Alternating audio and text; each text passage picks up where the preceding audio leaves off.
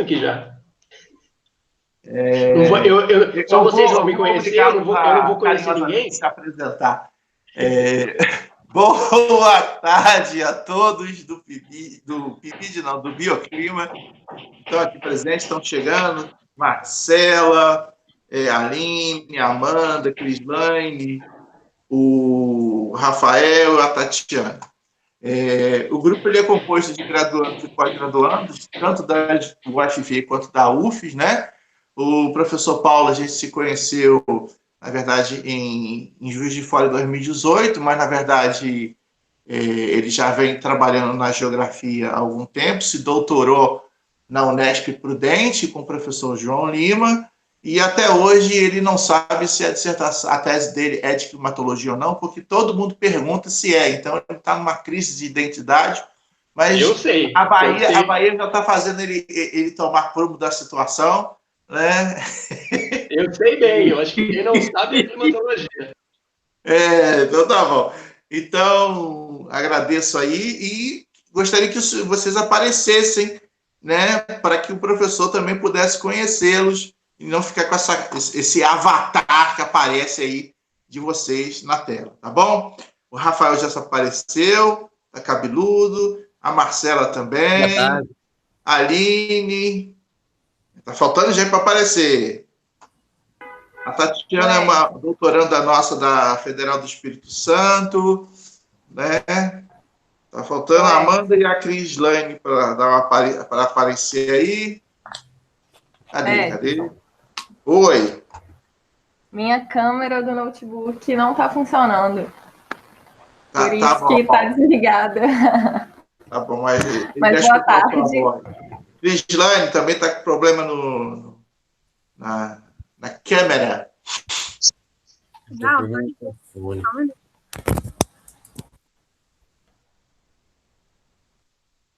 Oi? Apareceu? Não apareceu? Acho que ela está com problema na câmera e no microfone. Vamos nas coisas. Então, tá bom. Então, a gente agradece a presença do professor Paulo, que vem conversar com a gente. E para aqueles que já... a Crislaine aparecendo. Muito bom. Você poder ver como é que tá frio em Viçosa, né? Ela tá com casacão, tá fresquinho mesmo. Até o calcanhar. Aqui tá frio e chovendo. Pois é. Salvador chove, mas não faz frio. Faz tudo, menos frio. Para mim 22 graus é frio, Edson. Eu já estaria igual todo mundo aqui já. Para mim é frio também. Interior de São Paulo, a mínima é o quê? 25?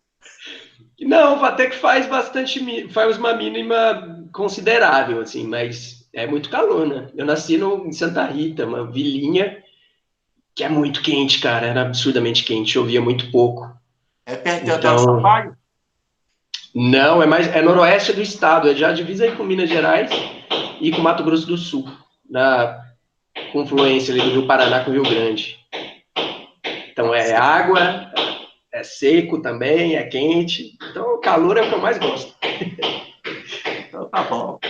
Então, a gente vai passar a palavra para o professor Paulo para que possa começar a sua apresentação e, por favor, caso vocês tenham alguma dúvida, podem perguntar no chat que depois a gente vai responder, tá? Agradecendo mais uma vez a colaboração do professor Paulo para que a gente possa, né, continuar aí com o nosso debate da climatologia e o professor Paulo, por causa do Bolsonaro, vai trabalhar até os seus 70 anos. Então, assim, está novinho, uma carinha de 25, né? Ele vai ser o...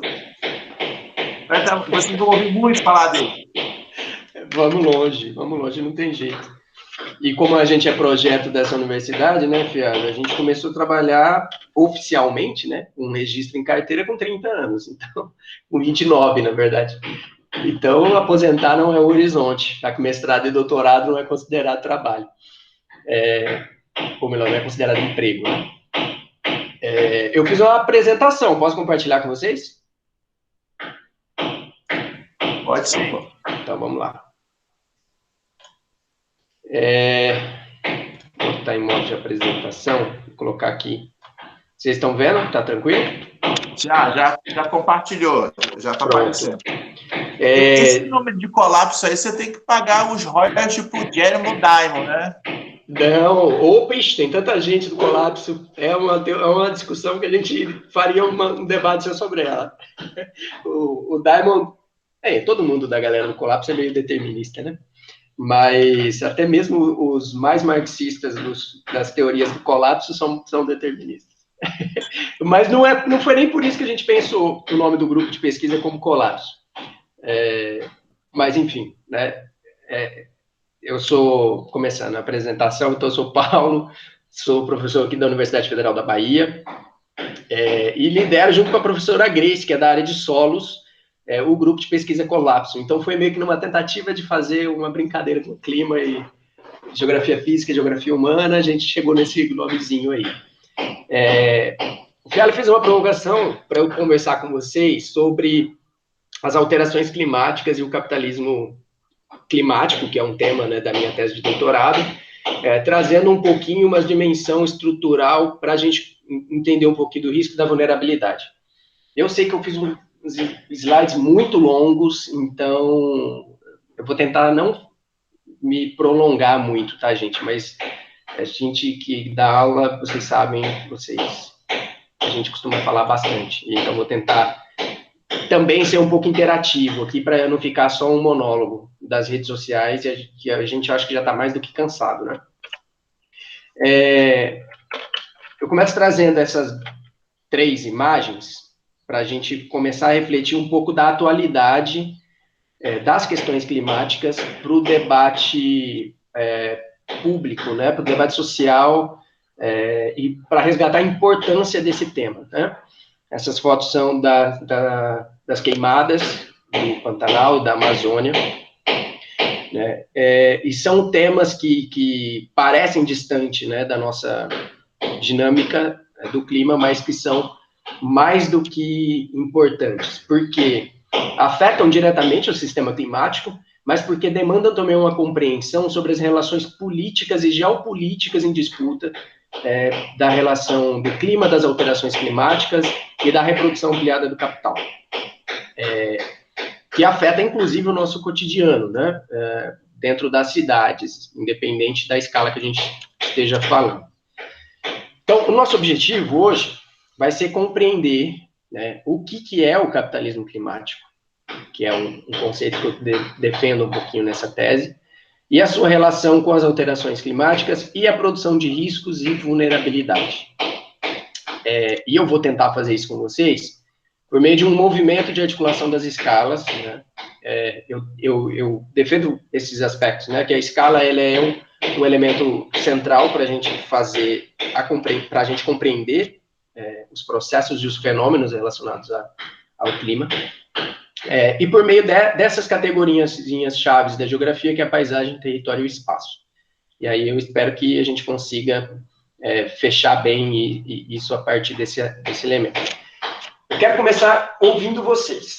Eu trouxe um conjunto de imagens, já que a gente não pode ir a campo, já que a gente não pode pensar a realidade, para a gente tentar fazer uma análise da paisagem dentro daquele conceito clássico, né, da paisagem como aquilo que a gente vê.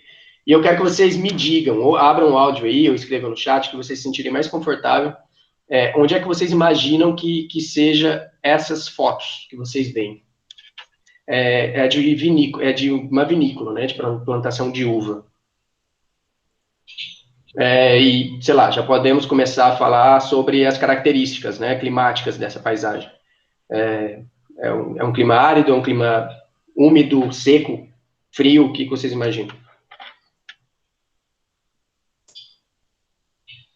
Não me deixem só, gente. Eu diria que parece ser na Itália, ou em alguma região da Europa. Uhum. Parece ter um pouco mais frio e temperatura mais amena. Ali parece tem seco, né? Também um pouco mais seco. Eu tenho essa impressão. O ar, assim, ao longo, né? Você vê a montanha, você vê um ar meio turvo. Parece que tem muito partícula em suspensão lá. Uhum. E onde é que você imagina isso, Rafael? E aí você me apertou, né? Não, Tô qualquer pensando. lugar. Chuta aí qualquer coisa. Cara, bem plano, sei lá, São Paulo, uma parte de São Paulo. Isso aí é no Nordeste. Onde? Na Bahia. Na Bahia. Estamos chegando lá. E aí, continua a mesma coisa, o clima? Não, não. Eu lembrei porque uma vez eu vi uma reportagem de produtores de vinho da Bahia. Como que o vinho estava sendo um, um tipo de produto, né, que estava melhorando a economia local, enfim, você adaptando a cultura ao clima, você conseguiu, as pessoas, né, os agricultores conseguiram gerar renda. Uhum. Eu me lembrei agora. E essas outras aqui?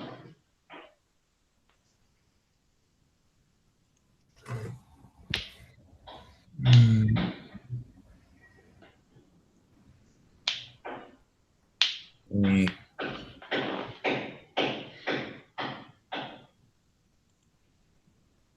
E aí, gente? Vamos lá.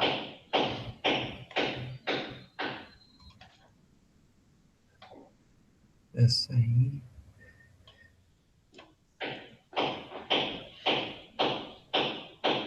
Essa da esquerda, vocês imaginam que seja onde?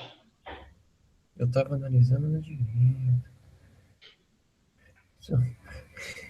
Eu, eu vou chutar qual que é o Rio. Chute. É o São Francisco? É o Wilson Francisco. E a da direita? Aí eu não sei. É. E agora, essas outras imagens? Essa outra paisagem que eu apresento para vocês, né? Mais seca.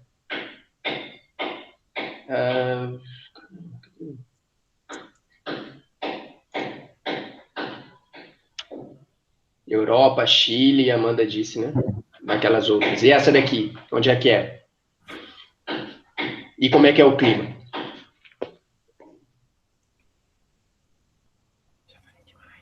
Vamos, galera.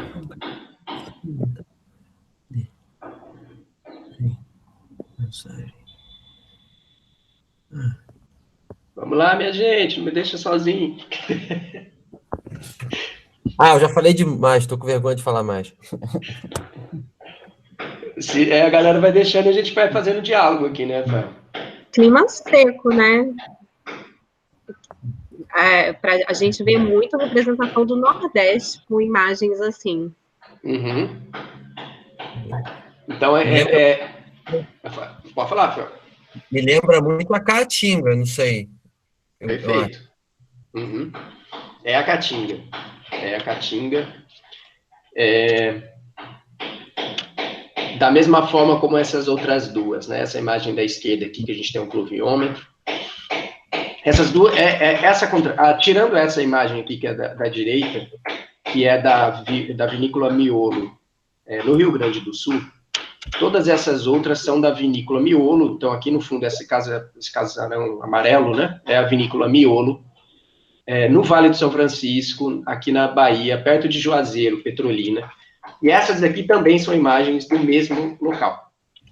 Essa área do perímetro irrigado, portanto, criado pelo Estado para receber empresas como incentivo à beira do Rio São Francisco, e essa daqui de um produtor local, ele criava bode, mas agora ele cria carneiros, né, para vender e comercializar em Petrolina, no Bodódromo, que é uma área de comércios locais, de bares e da vida noturna, onde o principal produto era a carne de bode. Mas agora a carne de bode ficou em desuso e agora se come carneiro.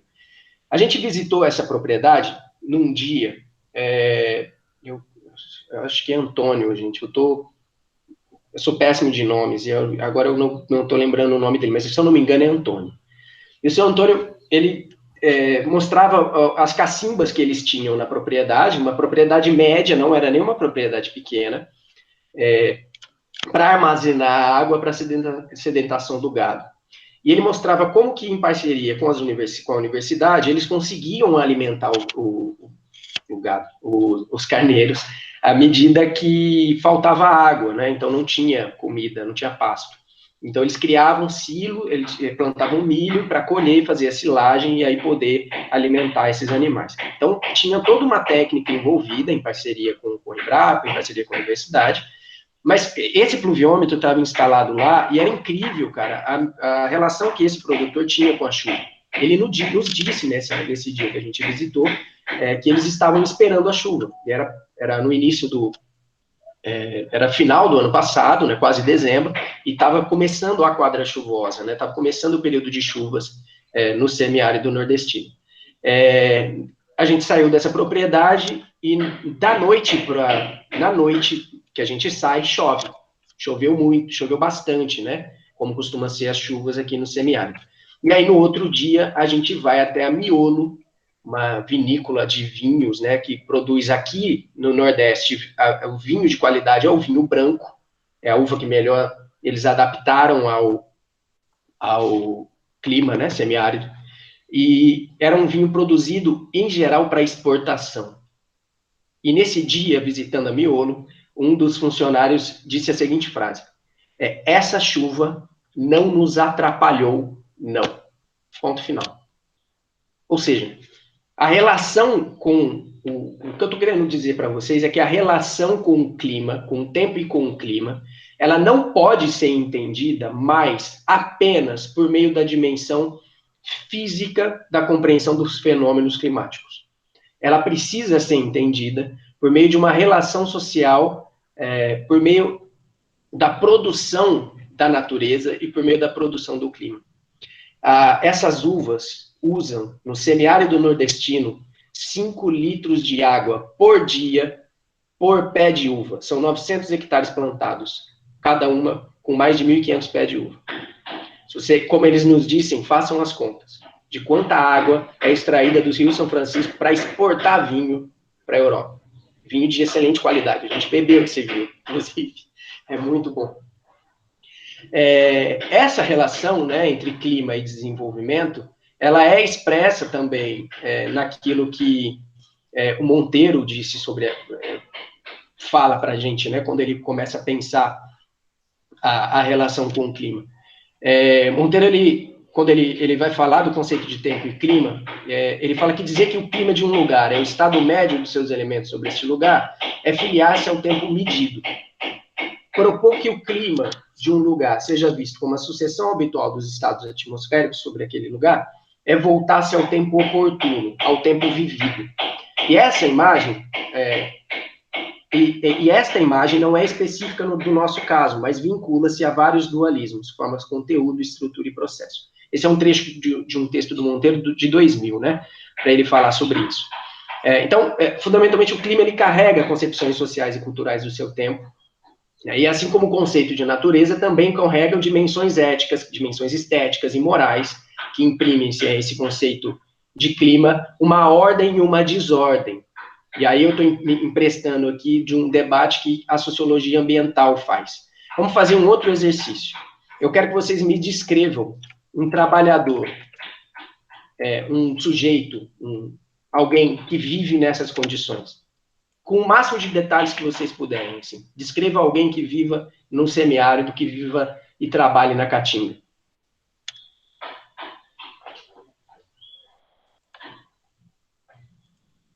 Vamos lá, gente. Eu sou pisciano, gente, então eu sou muito sensível. Se vocês me deixarem sozinho, descrevam aí para mim. Você pode repetir, por favor, a pergunta? Eu quero que vocês descrevam alguém que vive, que trabalha no semiárido nordestino. Alguém que viva nesse clima semiárido.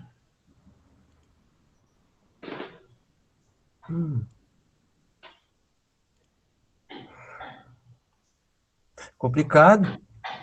A primeira imagem, assim, sem medo de trazer os preconceitos que a gente tenha. Joga a imagem que vem na mente. Pessoa mais abatida devido ao calor excessivo. É uma possibilidade de a gente imaginar isso. Sim. O trabalho lá deve ser muito desgastante. Ai, perdão, interrompi alguém. Não, que isso, Rafael, foi mal. Então, eu acho que eu diria uma pessoa de bem mais idade, assim, um idoso, e, sei lá,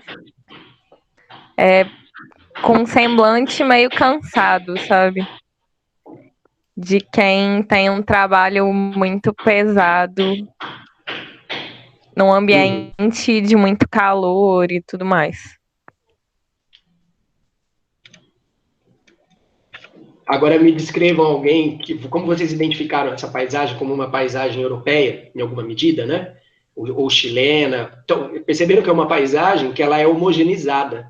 A reprodução ampliada do capital, ela faz isso, né? Que é a homogeneização dos espaços. Essa é uma medida é um efeito dessa reprodução ampliada. Então, me descreva alguém que, vamos imaginar, viva um clima temperado, um clima subtropical. Descrevam esse sujeito. Eu imagino que fisicamente ele não deva ser tão, assim, desgastado, talvez. A pessoa não deva sofrer tanto com a questão do clima. Não deva ser uma coisa que afete tanto sua aparência. Porque E como é que é clima... essa aparência?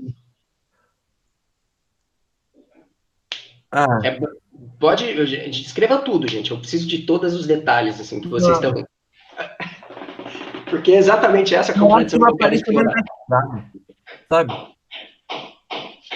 Uma coisa menos castigada, menos desgastada, com certeza. Como o Crislane falou. Uma aparência menos desgastada, um mais jovem. Essa pessoa vive onde? Vive no campo? Vive na cidade? Vive no campo. Ela se veste como? Ela tem que cor? Eu sei que é difícil fazer essa resposta. Ela é branca, né? Percebe que a gente está falando de uma classificação climática. A gente está falando de algo que é banal no nosso cotidiano que trabalha com clima, mas que a gente às vezes não se dá conta da potência desses outros conteúdos, que o conceito de clima, e o João Lima fala muito bem sobre isso, né? Esse conceito de clima, ele não é algo concreto, ele seria uma teoria. Eu tenho algumas discordâncias sobre isso, ele é concreto, sim, e eu estou mostrando como ele é concreto, mas a gente poderia explorar isso depois.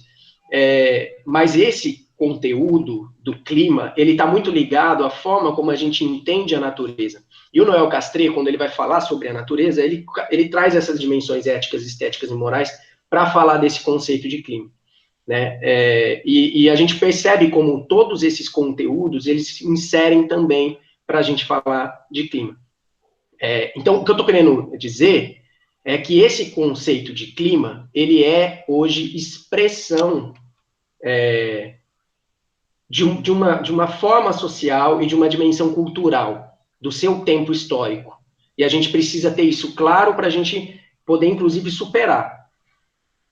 O Ellison pergunta se é uma forma de determinismo climático. É uma forma talvez mais sutil de reforçar os aspectos do determinismo climático. Sim, o Ellison. Mas não necessariamente ele se expressa como determinismo climático, né? Mas é uma forma que carrega no conteúdo também o conteúdo do determinismo.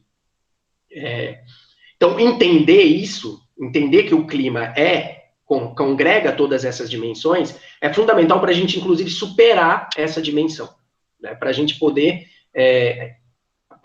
a partir destas contradições observadas, fazer as nossas perguntas de pesquisa e colocar isso em movimento, e colocar isso em perspectiva. É isso que fez com que eu pensasse a minha tese de doutorado, né? O que eu via na climatologia era um debate, principalmente quando a gente falava de alteração climática, era um debate que estava muito relacionado à relação entre o homem e a natureza, o homem e o clima, o homem e o aquecimento global, numa espécie de negação. É o homem, não é o homem, é natural, é antrópico, esse termozinho, né? Que parece que homogeneiza os sujeitos. E aí, depois da minha dissertação de mestrado, eu percebi que essa era uma discussão que só a geografia vinha fazendo, só a climatologia geográfica. E a gente continua fazendo isso. Em Juiz de Fora, Edson estava lá, eu percebi uma dificuldade muito grande nas pessoas de expressarem ali as suas opiniões concretas sobre o tema das alterações do clima. Teve, inclusive, um debate muito grande com dois pesquisadores, algo para a gente considerar, né? Então, o que eu fui entender as alterações climáticas, independente se ela existe como um fenômeno natural ou natural, se o homem altera, não, independente disso, apesar de que já está mais do que comprovado de que a interferência humana atua em diferentes escalas, né? Seja na produção desse conteúdo de clima, e seja na alteração do sistema físico, né, da atmosfera. As alterações climáticas é um fenômeno climático que congrega essas dimensões sociais e culturais e naturais. É por isso que eu apresentei a noção de clima a partir de 3 perspectivas. Uma, como um atributo da desorganização do espaço por meio da manifestação excepcional. Essa é uma forma como a gente entende o conceito de clima. 2, como um insumo no processo produtivo, né, passível de ser otimizada ou minimizada pela produção, ou como uma mercadoria produzida, consumida de modos distintos, devido aos seus diferentes níveis de inserção no processo de mundialização capital. Eu não estou falando isso como um chute, né?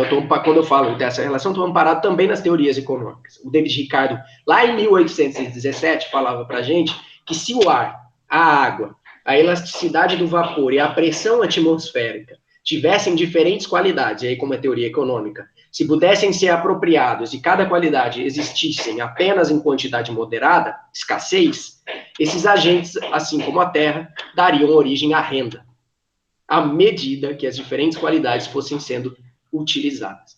O que a gente vive agora é uma fase de expansão do capital sob o clima. Seja na apropriação privada da atmosfera, isso também ocorre, né? Seja por meio da concepção mais simbólica, ética, estética e moral desse conteúdo de clima que a gente está falando. E é por isso que eu defini a alteração climática como o conceito mais adequado para a gente tratar das dimensões do aquecimento global, por exemplo, né? Que seria o problema ambiental. E aí eu defini alterações climáticas como fenômenos climáticos alterados por uma complexa cadeia de ações sociais e naturais, iniciadas a partir da Revolução Industrial e intensificadas no bojo da sociedade capitalista fossilista. Essa alteração climática, que é um pouco do artigo que eu mandei para vocês, né? Ela é resultado dessas novas formas de compreender o conceito de clima, mas também de debates políticos. O Mike Hume, um geógrafo britânico, que no início trabalhou muito com modelagem climática no IPCC, ele é um dos teóricos que eu me amparo para chegar a essa conceituação, né, de alteração climática. Porque ele parte de uma ideia de que o clima é construído socialmente, portanto, expressa a sua dimensão cultural, né? Então, eu estou parado, nesse caso, né, no Monteiro, no João Lima Santana Neto, no Mike Hume. E aí eu faço uma série de discussões para chegar em uns aspectos que eu quero tratar com vocês aqui hoje. Primeiro, de que e eu parto de uma análise sobre as políticas, né? Então, o que eu estou querendo entender na tese é como que a gente se dá a relação entre Estado e grandes corporações de capital para fazer a transição desse capitalismo fossilista que a gente vive para um capitalismo climático, né? E esse capitalismo climático é entendido como uma vertente da economia verde, né, baseado numa economia de baixo carbono, de baixa emissão de carbono, né?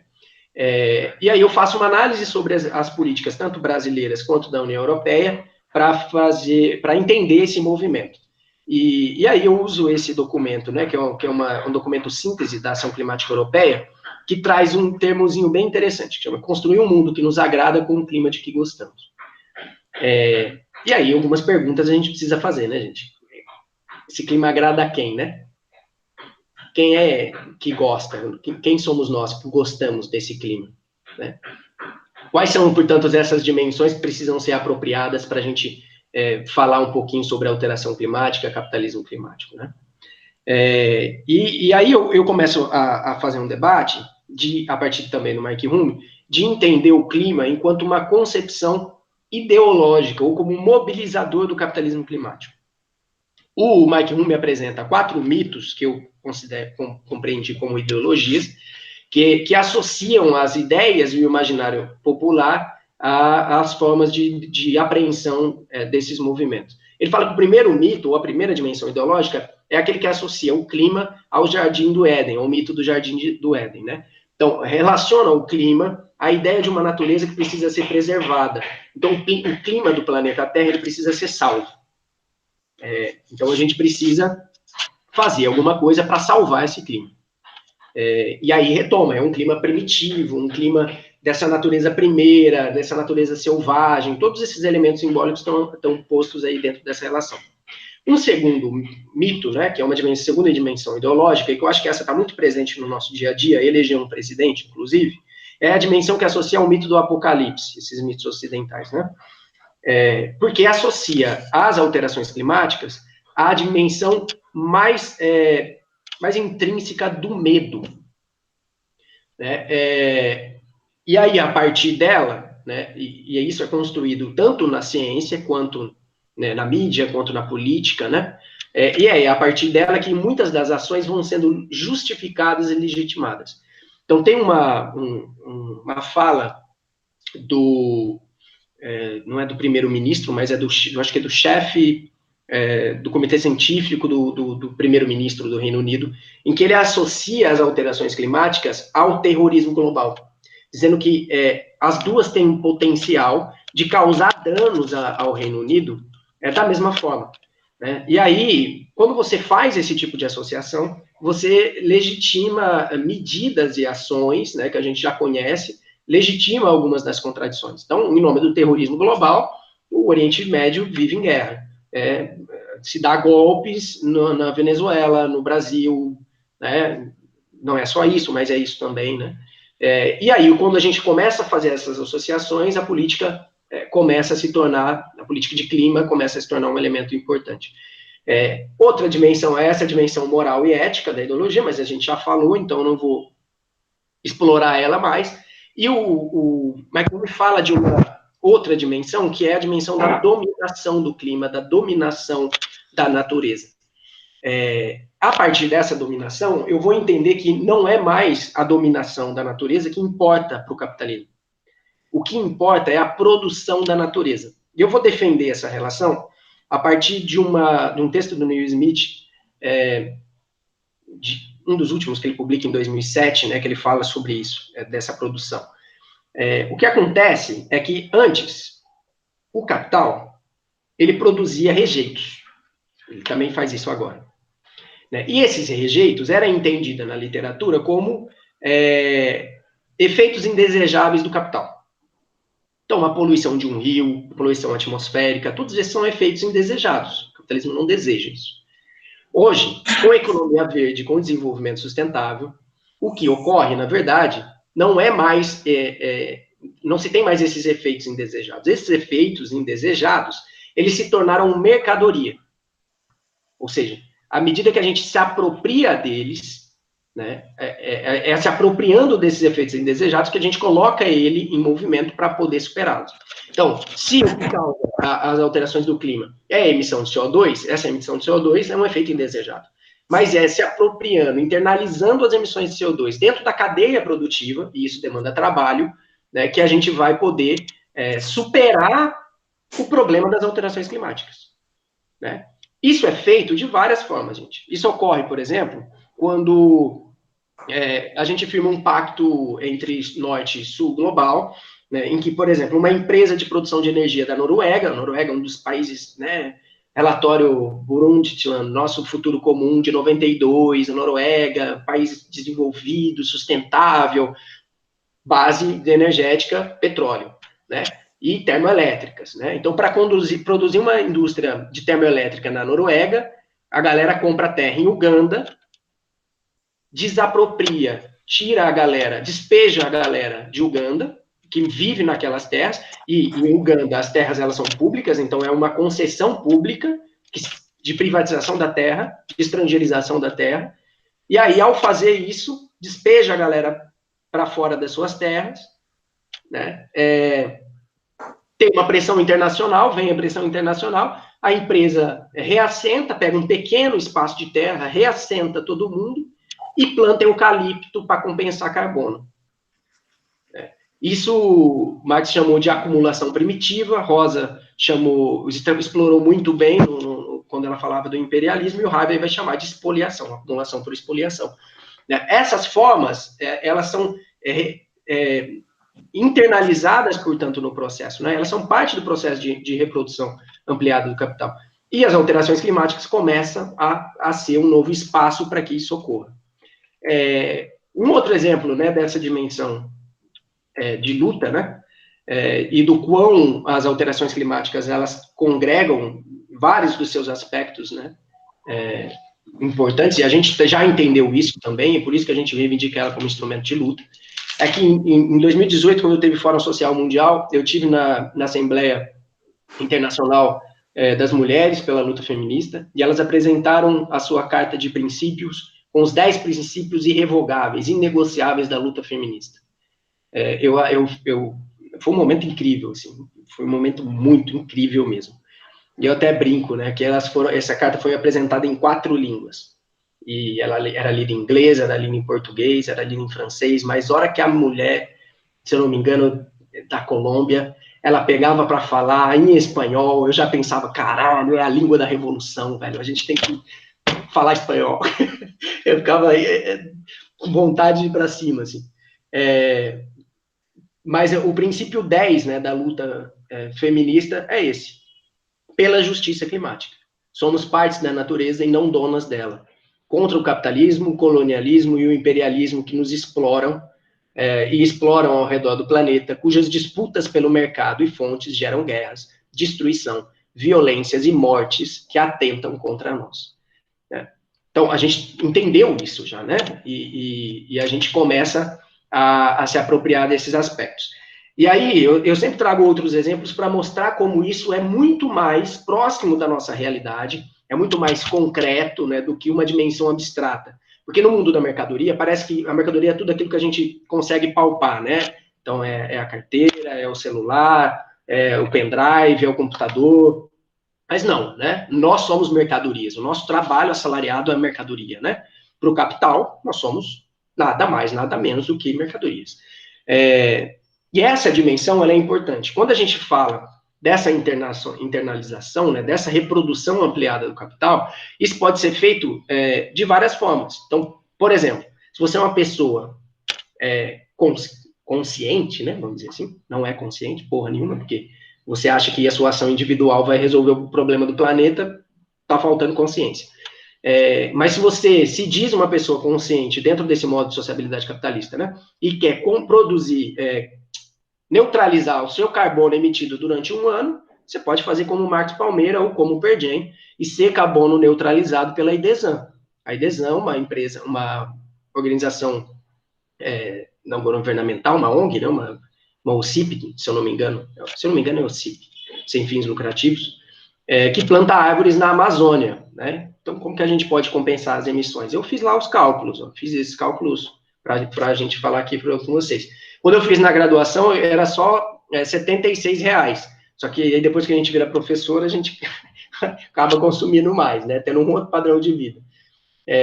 Pagando mais caro para morar, então tudo isso vai entrando na conta. Hoje, se eu plantar 9 árvores por ano, eu compenso todo o carbono que eu emito. Ou então eu pago R$256,50 para a IDESAN e ela vai plantar 9 árvores de reflorestamento, provavelmente eucalipto ou pinos. Elas dizem que vai ser nativa, mas nunca se sabe, né? E aí eu vou compensar esses 3,27 toneladas de carbono equivalente que eu emito durante um ano, né? Então, esse clima de que gostamos, né, que a gente acabou de falar aqui, né, qual é esse clima de que nós gostamos, é um clima que congrega toda essa dimensão da produção social do que é o clima. Não é apenas uma dimensão física, né, desse clima. E aí eu precisei entender, então, um mundo que agrada a quem? E aí eu parto de um trabalho do Jean-Philippe Sapinski, um geógrafo canadense, que fez uma análise de CPEGs, de Climate Environmental Policy Groups. São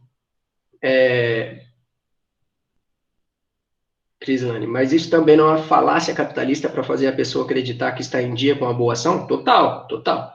Então, o que eu tô exatamente, é exatamente isso, Crislane. O que eu estou querendo dizer é só mostrar o movimento dessa dimensão ideológica, né? Então, a ideologia, o que ela é entendida? Eu entendo a ideologia como um falseamento da realidade. Então, eu falseio essa realidade, eu inverto essa realidade, né? Quando a gente apreende ela de uma forma invertida, inclusive. E aí, de fato, é uma falácia do capital, que vende essa ideia para a gente de que se apropriando que essas ações individuais, elas podem resolver um problema que o próprio capitalismo produz. Então, por isso que eu defini a alteração climática como fenômenos climáticos alterados por uma complexa cadeia de ações sociais e naturais, iniciadas a partir da Revolução Industrial e intensificadas no bojo da sociedade capitalista fossilista. Então, a saída não pode ser por dentro dela, apesar dela vender que e aí eu tento fazer esse movimento de mostrar, então, né, como isso é mais uma dimensão ampliada. O Felipe Sapiens parte desses Climate Environmental Groups, Policy Groups, no âmbito global, né, para fazer a sua análise. E esses grupos, ele diz que eles produzem e mobilizam conhecimento para fazer com que as grandes corporações assumam alguma transição para o capitalismo climático. Ele fez um movimento de clusters, né, por meio dessas redezinhas, e o que ele percebeu? Que no centro desses dois clusters, o cluster A e o cluster B, vocês veem o mouse quando eu passo? Dá um sinal aí para mim. Eu tentei achar Sim? Pronto. Esses dois clusters aqui, ó, tem essas empresas. O predomínio é de empresas do setor energético, não é de se espantar, né? Porque a alteração climática e energia está de mão dada, caminha junto, com uma participação não tão evidente de empresas financeiras, e aí começa a aparecer a dimensão do Estado, né? Que é a minha preocupação inicial. Sugere, então, o seguinte: o Estado é quem assume o risco. As empresas falam, beleza, eu vou fazer o meu trabalho, eu quero fazer o meu trabalho, porque se eu não fizer, ela se antecipa ao Estado, inclusive.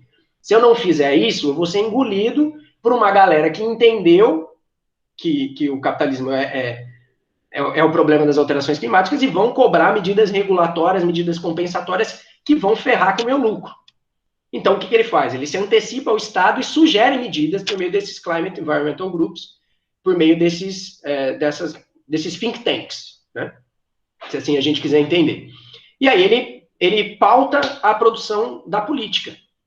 E aí, ao fazer isso, ele diz para o Estado, olha, se você assumir o risco, compartilhar o risco com a gente faz. E é o que a União Europeia faz, ela está documentado na política. A União Europeia, ela age, inclusive, internacionalmente. Tem projetos da União Europeia financiados com o Fundo Europeu no Vietnã para produzir transporte sobre trilhos, né, sobre o argumento das alterações climáticas.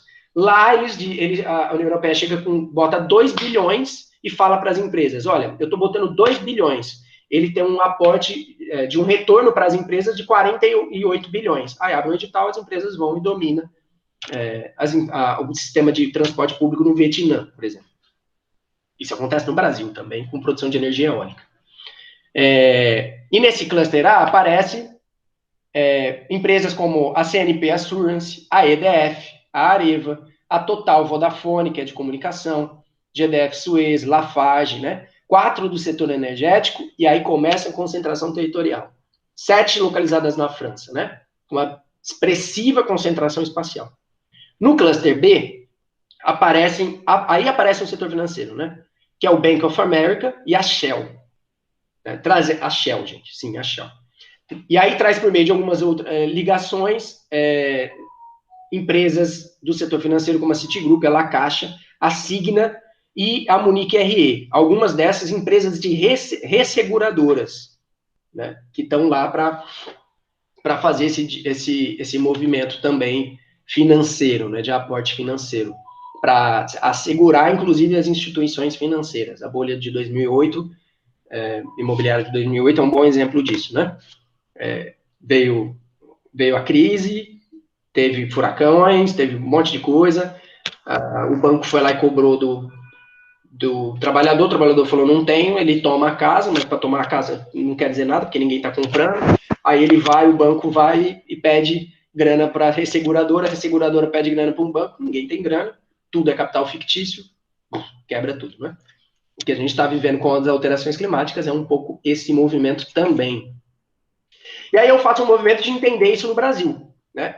Então, no meio disso tem os dois principais think tanks, o Banco Mundial, World Business Council for Sustainable Development, e o Pacto Global pelo Clima das Nações Unidas. E aí, quando eu vou olhar aqui para a rede do capitalismo climático brasileiro, o que eu percebo é que muita da dimensão global dessa reprodução ampliada do capital agora via capitalismo climático ocorre pelo Comitê Brasileiro Pacto Global pelo Clima, e aqui está pequeno, mas na hora que a gente entrar para as ligações, a gente vai ver que ela vai se destacar, a CEBEDS, a Comitê Empresarial Brasileiro pelo Desenvolvimento Sustentável, que é um braço do Banco Mundial no Brasil. E aparece um outro, que é um programa GHG Protocol, é um programa de comunicação de emissões das empresas. Esse programa é tocado pela Fundação Getúlio Vargas, a GV Sustentabilidade. Né? E a gente consegue ver quando a gente entra para esses três núcleos, né? Três clusters que a gente faz por meio dessas ligações. Então, no K-Core 3, aparece muitas empresas, mas o que importa para a gente vai ser o K-Core 4 e o K-Core 5, né? Com 5 ligações, com 4 e 5 ligações, né? E aí entra, por exemplo, com 5 ligações, o Comitê Brasileiro Pacto Global, a CEBEDS, o Programa GHG Protocol, portanto, a GVESS, né, que está aqui, a Braskem, né? Vocês lembram que a Braskem é da Odebrecht, né? É o braço de energia da Odebrecht, e a BMF Bovespa, mostrando, inclusive, os aspectos financeiros das transações, né? Que são feitas com a rede global. E aí, quando a gente olha para essa com 4 ligações, vai aparecer, por exemplo, a Caixa Econômica Federal, né, o BNDES, reforçando que é o Estado brasileiro quem financia também essa transição, né?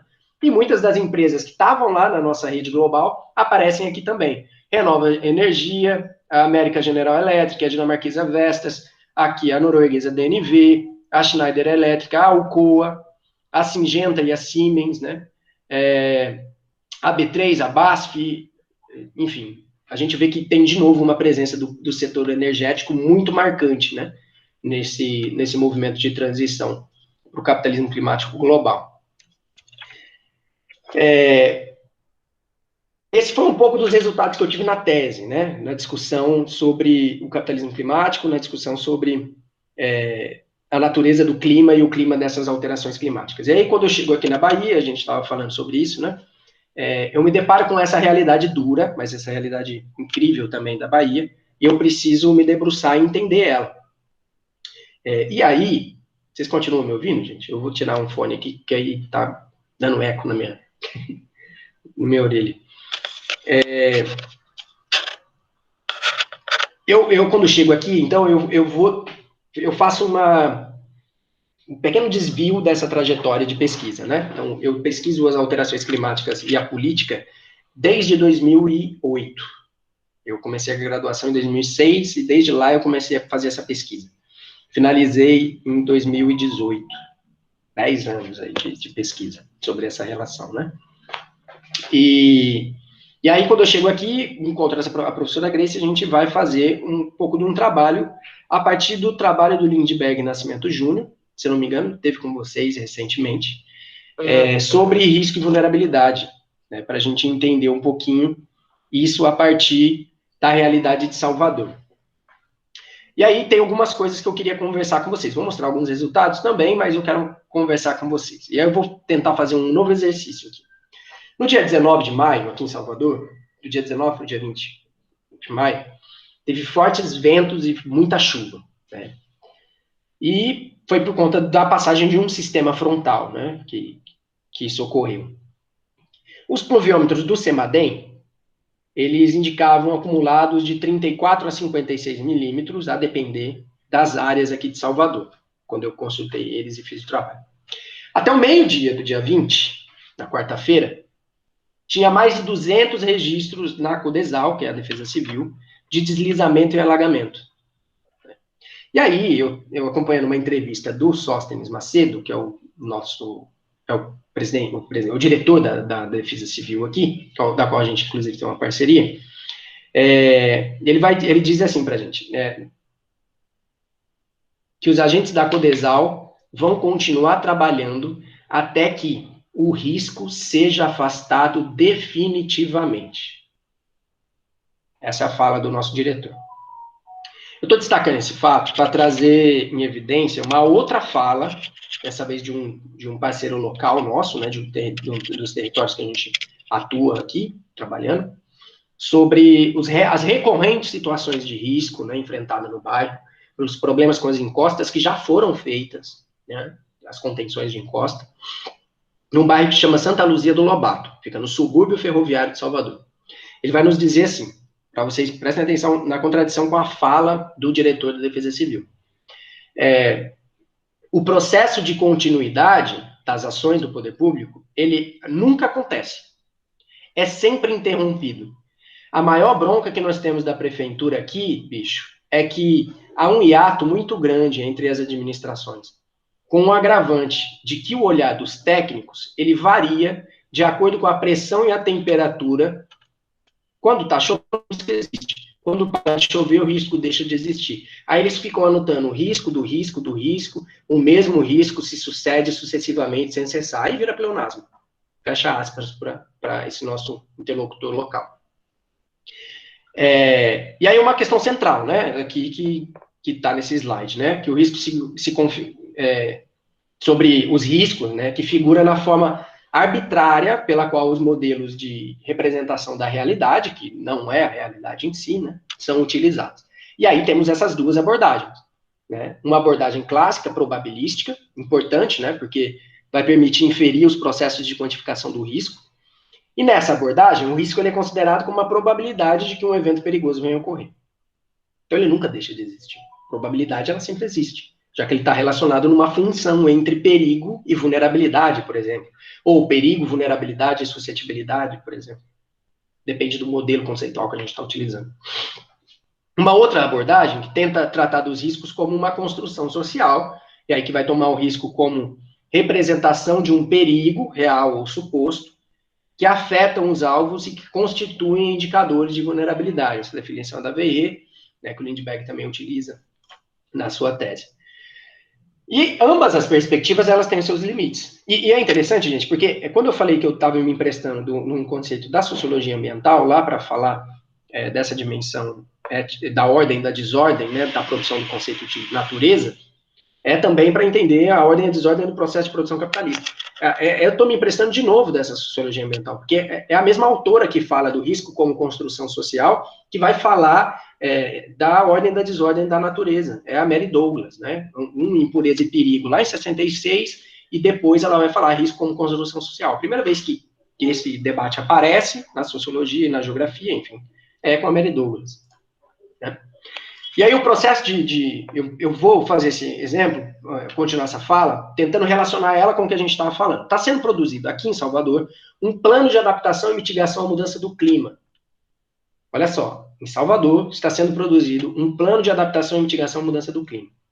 E o que eles apresentam para a discussão, né, e quem fez esse plano, né, é uma empresa contratada chamada Way Carbon, de Brasília, empresa de Brasília. Nunca pisaram em Salvador, porque quando eles começaram o trabalho, veio a pandemia, eles não podiam vir para cá. Nunca pisaram em Salvador. E aí eles fizeram um debate sobre o risco climático a partir dos índices de riscos climáticos. E eles trouxeram um conjunto de produtos que quantificam e espacializam o que eles chamam de riscos climáticos, né? Então, consideraram a renda, a moradia, a proximidade de corpos hídricos, a declividade, né? E aí, se vocês notarem, o risco, ele existe. E é reivindicado pelo Estado como um elemento de um plano, de um futuro projeto de lei, né? Um outro tensionamento agora que a gente tem que fazer reside no fato de que o risco, ele geralmente, para a gente não dizer sempre, é utilizado como uma situação futura e que vai gerar incerteza e insegurança. né? Essas duas contradições, né, expostas, elas permitem a gente problematizar essas falas iniciais, tanto do diretor quanto do nosso interlocutor lá do território. Primeiro, porque quando a gente trata do risco como elemento futuro, de incerteza, de insegurança, os processos de produção da cidade, e aí, consequentemente, de produção histórica do risco, eles são mascarados, para não dizer ignorados. Por isso que o risco, ele existe, né, a depender da pressão e temperatura do olhar dos técnicos. Né? E aí, o que a gente considera mais importante nesse debate? Né? Trabalhar com enfoque na vulnerabilidade, destrinchando os componentes do modelo de risco, ou seja, o perigo, entendido como a manifestação de um fenômeno natural, né? A suscetibilidade, a ocorrência espacial de um determinado fenômeno, e a vulnerabilidade, né? Que é um processo, a gente define no colapso aqui como um processo multiescalar e multidimensional, materializado no espaço-tempo, fruto das contradições sociais e espaciais e sua relação com os eventos perigosos. E aí eu vou destacar agora essas relações a partir do espaço. Então, já perceberam que quem legitima o impacto e quem legitima o risco está em disputa, né? Isso a gente vai retomar no final. Eu trouxe alguns aspectos da urbanização de Salvador, mas só para mostrar para vocês que Salvador ela é uma das primeiras cidades, ela nasce como uma cidade fortaleza, né? E aí ela se dá dentro dessa lógica que a gente costuma dizer na geografia ela cresce de forma desordenada. Eu só quero dizer para vocês que a desordem, ela é a ordem do modo de produção do espaço capitalista.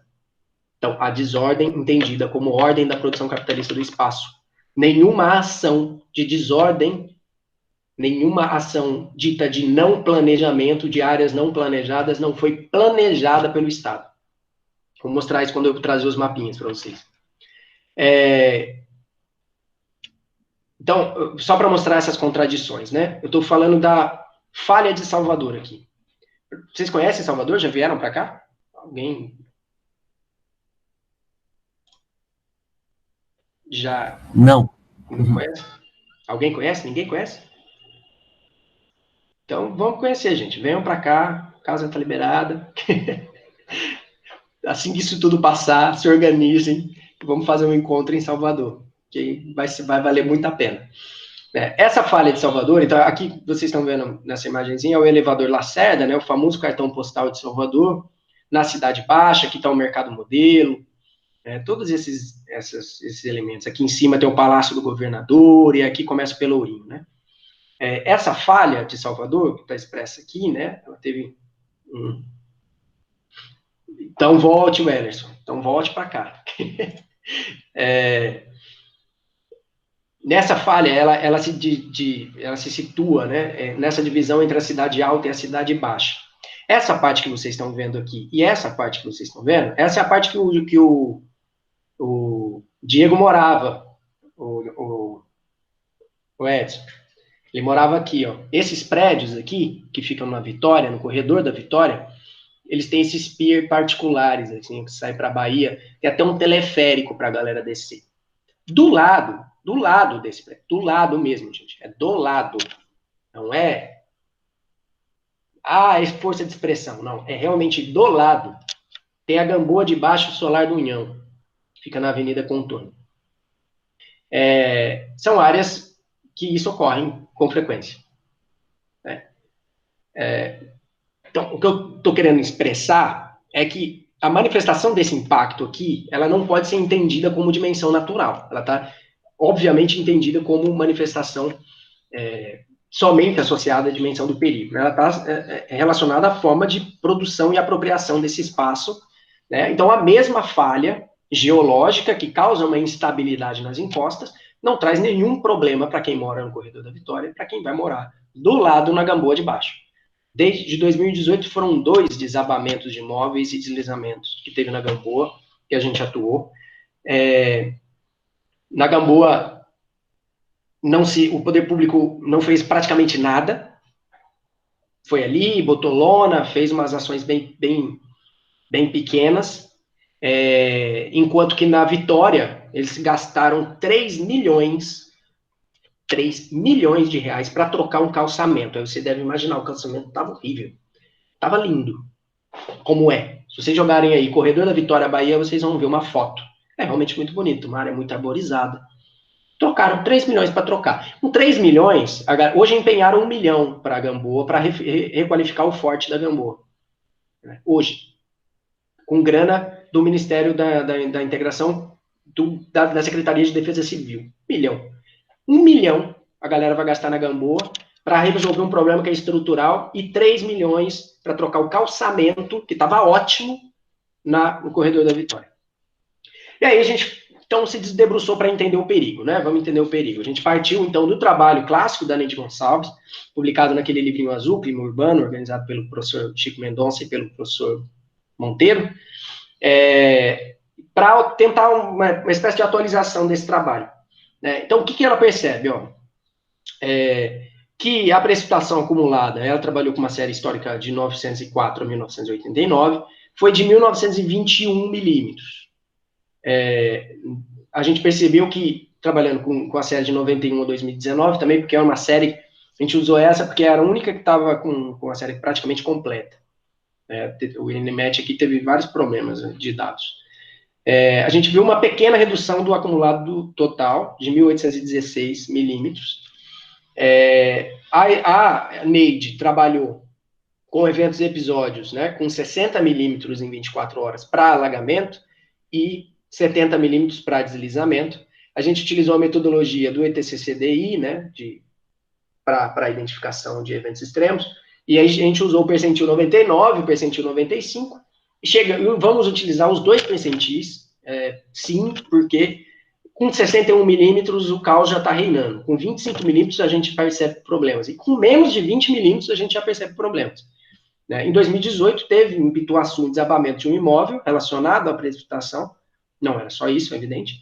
Morreram 4 pessoas e não choveu na cidade, nenhum ponto da cidade, mais que 20 milímetros.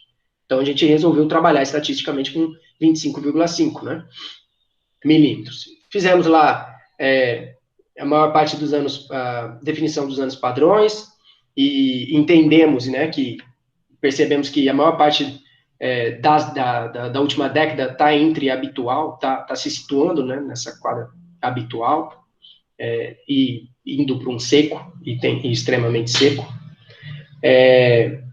Vimos que o número de dias com chuvas diminuiu. A Neide notou 217 dias, a gente percebeu 188 dias com chuva, o que provavelmente indicaria um aumento dos eventos extremos. Então, teve uma pequena redução de precipitação que se configurou como uma tendência. E aí, essa contradição, né, entre o acumulado e os números de dias se expressa quando a gente olha para os meses, né, para a climatologia mensal, para a sazonalidade. E aí a gente vê que em maio teria uma pequena tendência de aumento, mas quando a gente fez com uma estatística mais rigorosa, usando o Mankendall, por exemplo, não deu tendência para maio, e dezembro uma tendência de aumento da precipitação. Trabalhamos também com a metodologia do Jander, lá do Ceará, da metodologia dos máximos de precipitação. Jander fez esse mini curso lá no Ceará, no Encontro de Geografia Física Aplicada, só que ao invés de partir do limiar que ele define de 50 milímetros, a gente partiu dos limiares dos percentis. E aí a gente percebeu, então classificou os eventos extremos, né, pelos níveis, né, de intensidade, utilizando essa metodologia dos desvios padrões, né, e a gente percebeu que a gente teve mais de 320 eventos extremos, né, não se configurando necessariamente como episódio extremo, ditos normais, né, entre 25,5 e 48,2 milímetros, e 7 acima de 124. A Crislane disse: posso afirmar que essa diminuição da precipitação tem algo a ver com o crescimento demográfico e suas consequências? Não, Crislane.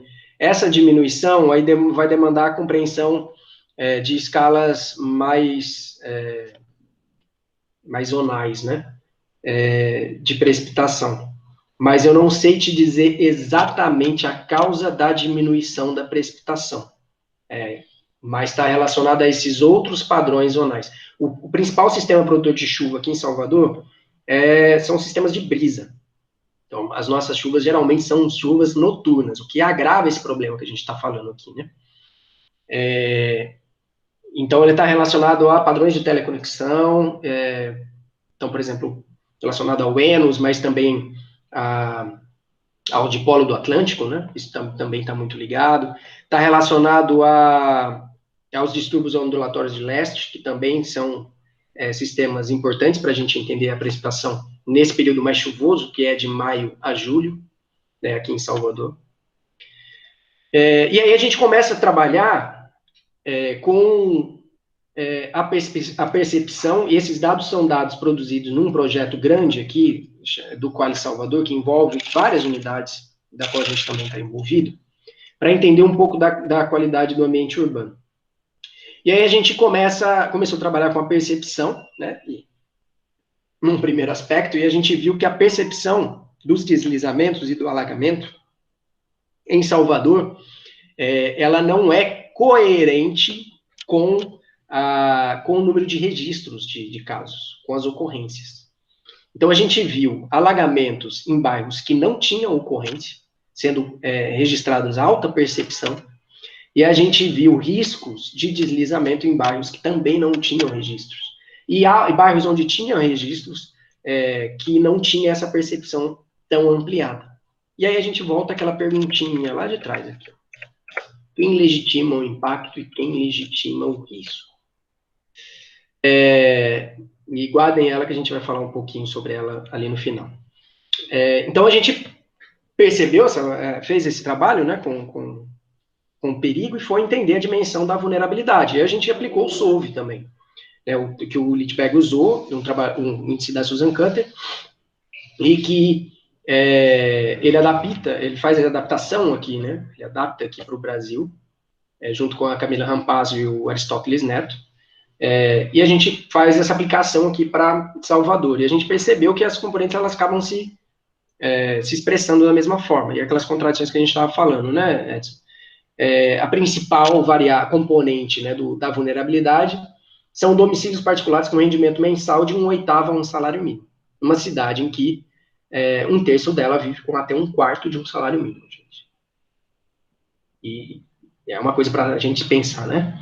Segunda componente, né, segunda variável da primeira componente é pessoas de 0 a 14 anos.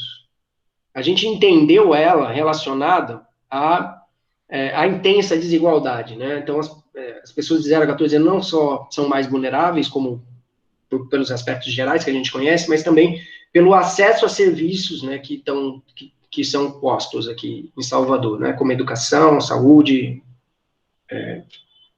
e com trabalho também, né? Esse é um momento em que as crianças precisam optar, geralmente, pelo trabalho. E aí entra uma componente que ela é central, né? População de cor preta. E ela é central porque quando a gente olha para a não vulnerabilidade, na outra ponta, a principal variável da primeira componente, que explica 22,95%, é ser branco.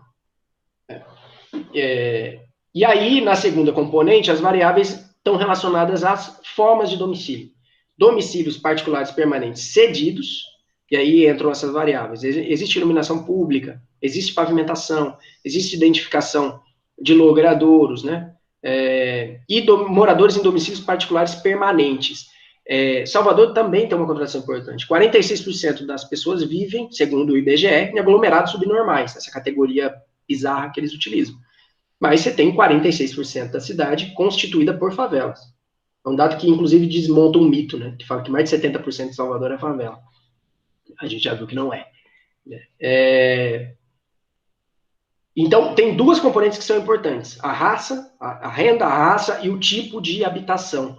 E os tipos de habitação do tipo casa são as que estão mais vulneráveis a deslizamentos de massa. Na outra ponta, aparecem as mesmas coisas, né? 3 a 5 salários mínimos e viver em apartamento, né? Quer dizer que a gente que vive bem não é vulnerável. Ou seja, traz aspectos, inclusive, da extração da mais-valia fundiária, do acesso à terra. E esse acesso à terra, e aí voltando às dimensões estruturais, não pode ser entendido como desordem, não pode ser entendido apenas como não planejamento. As áreas de expansão, que são as áreas em que a gente vê aqui nesse mapinha que vocês estão vendo, né? Eu vou tentar ampliar. Aqui que vocês estão vendo, ó, essa área vermelha, inclusive margeada por essa linha aqui, ó, que é uma rodovia, é conhecida como miolo de Salvador. É para cá que migram os impactos dos deslizamentos. Essa área aqui que vocês veem, essa daqui é a falha, né? Ó, toda na falha de Salvador a gente vê deslizamentos. Mas olha aqui, ó, aqui está a Vitória, aqui nesse vermelhinho está a Gamboa de baixo. Aqui já tem deslizamento, aqui não tem. E aí segue a falha com vários deslizamentos. À medida que a gente chega aqui, ó, Liberdade, bairro da Liberdade, Curuzu, São Caetano, Alto de Capelinha, são bairros pobres, né? Os deslizamentos voltam a ocorrer. Essas áreas aqui, gente, que a gente vê os deslizamentos, e essa área do miolo de Salvador, são as áreas também mais vulneráveis. Esse mapa é um mapa de vulnerabilidade, né? Primeira componente, mostrando, né, a vulnerabilidade. A gente vê primeiro a coincidência, né, entre as áreas vulneráveis e os registros, né, dos deslizamentos, dos episódios. São áreas de expansão urbana orientadas pelo Estado. Não são áreas de, como a galera costuma dizer, de invasão pura e simples. São áreas orientadas pelo Estado, com planos, diretores orientando essa expansão. Então, não podemos dizer que ela não é uma área planejada. Ela é uma área planejada, sim, pelo Estado, né? E esse planejamento, essa desordem, portanto, que a gente observa, ela é parte estrutural da forma de produção do espaço capitalista, né? Tendo isso como claro, a gente tem que avançar em alguns aspectos, né? A gente percebeu que a população de cor preta é a mais vulnerável, porque até mesmo quando a gente olha para a população preta com mais recursos, né? Então esse mapa aqui mostra a porcentagem da população preta com renda per capita alta e média em Salvador. A gente vê uma distribuição maior pelos bairros de Salvador, quando a gente compara com a população branca que se concentra em algumas áreas, né?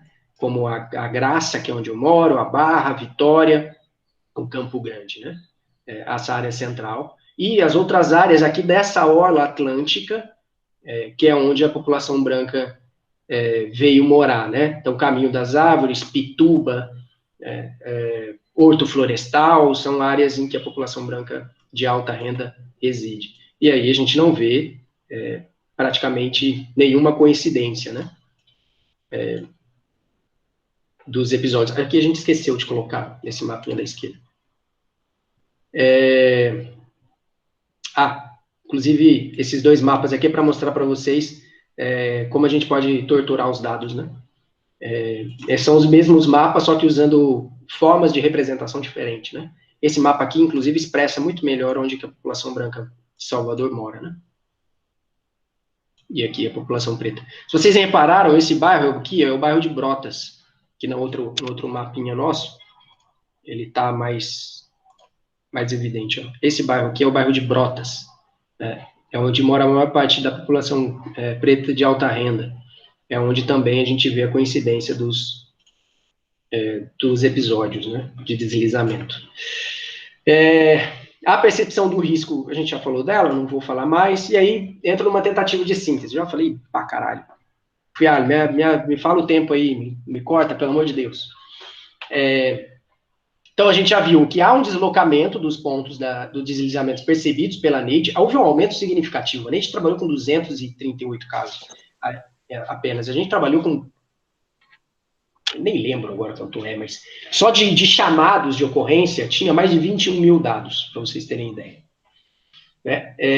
E aí, essa área, né, que eu mostrei para vocês do miolo de Salvador, eu trouxe esses outros dois mapas para mostrar para vocês mais onde está se concentrada essa parte aqui do miolo, estão vendo? São as áreas, gente, isso é uma hipótese que surge do nosso trabalho depois, né?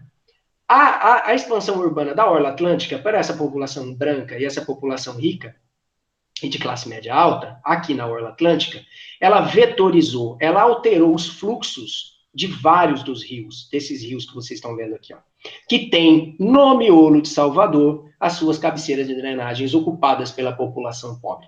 E a gente sabe que quando a gente mexe nos fluxos de energia de um rio aqui, na jusante, a montante, a gente também tem alteração no fluxo de energia. Então, essa é uma hipótese que a gente vai ter que explorar, né? De mostrar como é que essas ocupações que estão todas irregulares, assim, ocupam áreas de dunas, ocupam lagos, restinga, mangue, ocupa tudo, não devia estar ocupada, mas ocupam, alteram os fluxos que vai causar deslizamento lá no miolo de Salvador. Então, isso é uma contradição que a gente vai ter que explorar depois. Então, a gente começa um debate sobre, de novo, né, quem legitima e quem pensa essa relação. E aí surge um debate para a gente, né, que é sobre a culpabilização das vítimas. Em geral, é isso que ocorre, e é isso que ocorre em muitos dos trabalhos que a gente vê na academia. As vítimas são as responsáveis pela sua desgraça. O debate sobre vulnerabilidade travado nos Estados Unidos e que chega até o Brasil, aí eu estou falando a partir do Lúcio Kovarik, num livro chamado Viver em Risco, que eu recomendo, mostra muito bem como é que a lógica da culpabilização das vítimas ela está presente no nosso cotidiano. E essa lógica da culpabilização das vítimas vem atrelada à lógica da naturalização dos fenômenos. E ele, amparado, portanto, também numa outra discussão, já numa perspectiva francesa, né, de responsabilização do Estado sobre a condição de vulnerabilização, ele traz um trecho do Lenoir, né, de 1974, que vai falar sobre uma espécie de inadaptados sociais que ocorrem na França. E ele diz o seguinte para a gente, ó: esses inadaptados sociais deveriam ser alvos de políticas específicas de proteção social de Estado. O Lenoir vai dizer, ao analisar a França da década de 70, que outra França, à margem da normal, mas que, não obstante sua situação de excepcionalidade, a gente está falando disso, né, gente, quando a gente está falando de evento extremo. Monteiro já disse para a gente, é uma excepcionalidade, não é? Então a gente precisa começar a compensar essa excepcionalidade a partir também da sua dimensão social.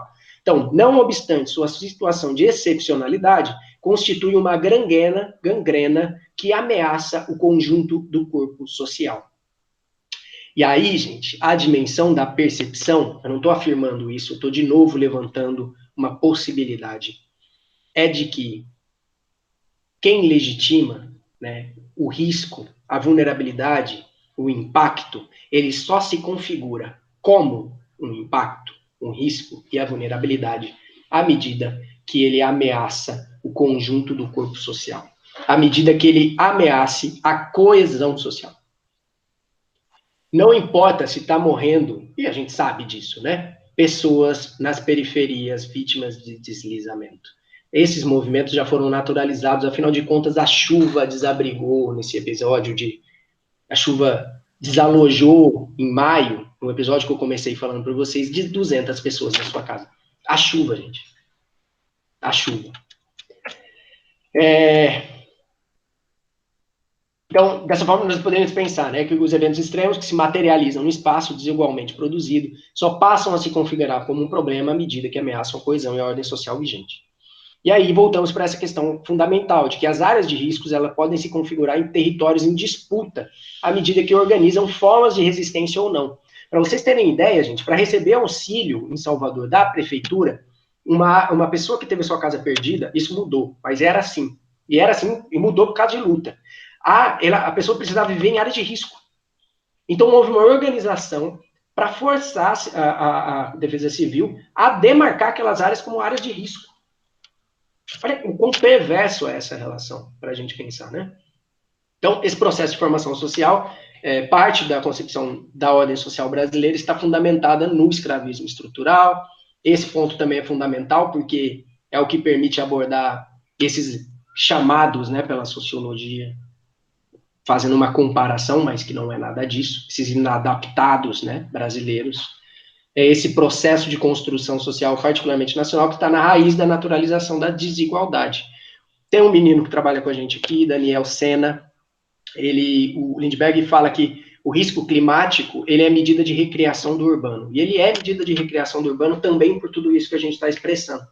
E o Lindbergh vai dizer para a gente que o risco e a vulnerabilidade, ele tem a mesma raiz, que é a vulnerabilização e os processos de vulnerabilização.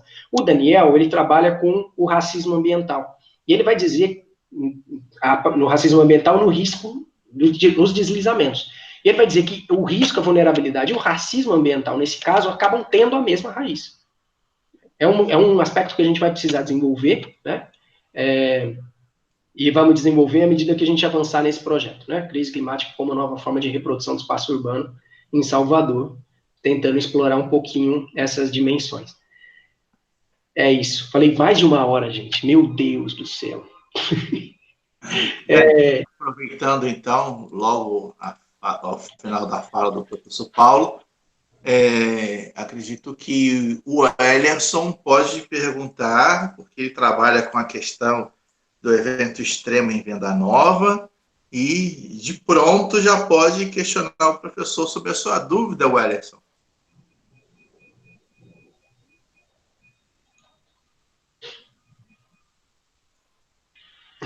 Deve. Ô, Paulo, enquanto ele está emocionalmente se restabelecendo, qual é o nome do livro que você citou aí? Viver em Risco? Viver em Risco, do Lúcio Kovarik. Eu nem sei se eu tenho ele aqui. Tenho ele aqui, eu emprestei, será? Porque eu estou achando ele em PDF, mas de jeito nenhum. Não tem em PDF, não. Tentei achar também, mas não achei, não. Tive que comprar. Professor. Oi. Tem um livro, não sei se você ouviu falar, chamado Caiu do Céu, o promissor mercado do aquecimento global. Já ouviu falar desse livro? Não conheço, não. Vou pesquisar aqui para ver o autor. Eu Tá. tava na rodoviária, ele estava na promoção, R$10 eu comprei o livro. E o autor ele faz uma espécie de um apanhado, assim, ele faz uma pesquisa de alguns anos, é um jornalista, se não me engano. E ele vai relatando como a mudança climática e a elevação da temperatura permite novas formas de se gerar dinheiro, tipo assim. E eu lembro da Shell, que tem uma questão da rota do Ártico, né? Que ela é congelada e você tem que dar uma volta enorme para você, por exemplo, fazer transportes da China e outros países, enfim. E existe uma disputa já muito grande por essa rota que vai se abrir. Infelizmente, ela vai se abrir porque o desgelo está ocorrendo, né? E outras várias questões que envolvem essa questão do mercado e do aquecimento global. Vou buscar aqui, rapidinho. Tá. A virada para isso, Rafael, foi com o relatório Stern, né? Em 2005. Quando o Sir Nicholas Stern, ele era do Banco Mundial, ele publica esse famoso, né, relatório Stern, que ele provoca as empresas a fazer essa inversão, né? Do negacionismo da mudança climática, passa a incorporar ela dentro da sua cadeia produtiva. Então, ele traz os custos, os lucros, a possibilidade de lucrar, né? Mudança climática como uma oportunidade. Caiu do céu, o promissor negócio global. O nome do livro. Aí o autor dele é Mackenzie Funk, o nome do cara, assim. É um livro muito interessante. Ele traz alguma. Tem na capa dele tem um iceberg, assim, água bem escura. Aí eu senti. É uma leitura maneira, eu achei assim interessante. De dar curiosidade para olhar depois assim sobre. Já vou comprar ele aqui já. Eu paguei R$10, eu paguei baratinho. O preço dele estava tentador. Ele aqui onde eu estou vendo tá 64. Aliás, custa 64. Mas está sendo por 38. Esse mesmo. Mas aí era esse comentário sobre o livro. Muito interessante ele, muito bom. Legal. Obrigado pela indicação. Vou ler com certeza. De nada. O Ellison. Minha dúvida é quando... Você pode abrir o microfone, rapaz.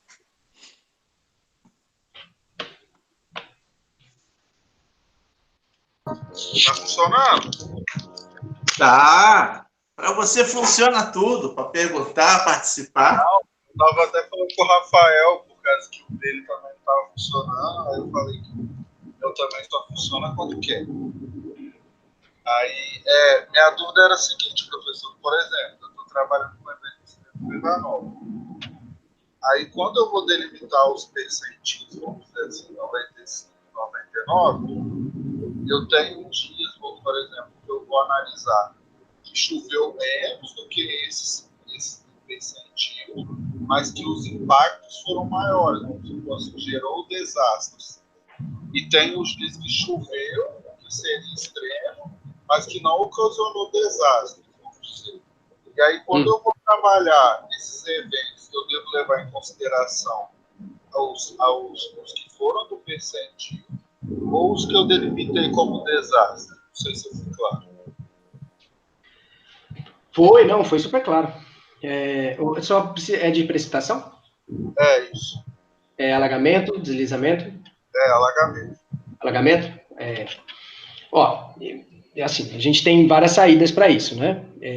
E aí eu acho que a tua saída, Alisson, ela pode estar exatamente na dimensão conceitual do que a gente considera evento extremo. Esse debate que a Núbia faz, a Núbia Armon, vocês devem conhecer, né? A Núbia Armon, ela faz um debate sobre evento e episódio extremo. Então, o que ela propõe é uma virada muito simples, assim, mas que é muito importante.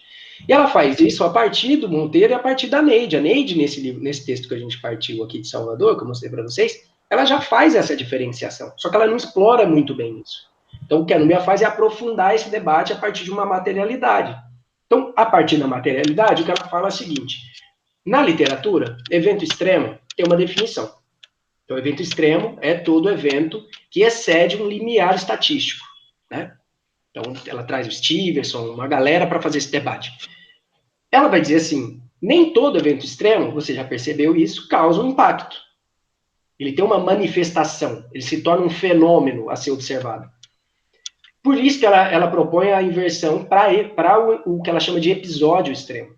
Então, o episódio extremo é o que vai configurar para você, é o que vai dar para você a qualidade da tua análise. Então, beleza, você compreende, o que eu estou dizendo a saída você dizer que compreende o debate sobre o evento extremo a partir desse limiar, mas compreender que esse evento extremo, aí você pode chamar de episódio, ele se dá a partir da materialidade. Ele só se configura como um episódio extremo à medida que ele causa um impacto, à medida que ele se manifesta enquanto um fenômeno. Fora disso, ele é só chuva. Ele não é nem evento. Mas, por exemplo, se eu fosse trabalhar conceitualmente, eu teria que falar que o evento extremo em si seria uma análise quantitativa, enquanto o episódio extremo fosse qualitativo, por exemplo. Poderia dizer que sim, que o episódio extremo ele não é só qualitativo, ele é quali-quantitativo. Ele qualifica a primeira abordagem, ele não exclui a outra, ela depende dela. Aí, por exemplo, eu poderia, por exemplo, tratar aqui os eventos extremos, embora, vamos supor, tivesse tendo uma ocorrência, vamos supor, padrão X.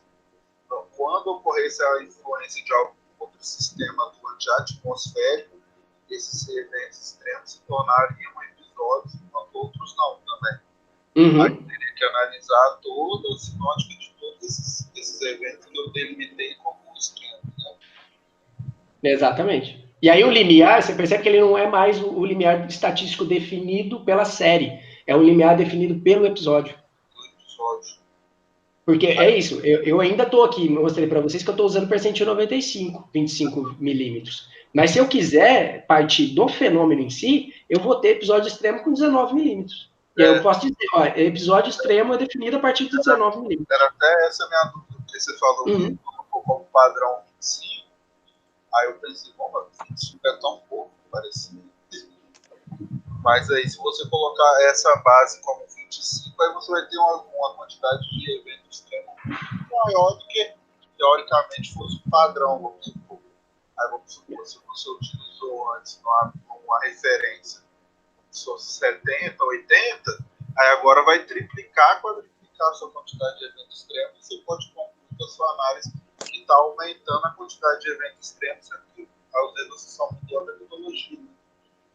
E aí, a importância desse debate que a gente estava falando, né? a excepcionalidade ela não é determinada mais pela manifestação do fenômeno climático, mas pela excepcionalidade da dimensão social posta, da produção, dos processos de produção do espaço, dos processos de vulnerabilização. É isso que vai determinar a parada. E aí determinar não no sentido de determinismo, né? Mas no sentido do método. Eu vou ter que entrar muito mais com uma abordagem conceitual do que propriamente dito do evento. Então, sim, sim. E aí é isso.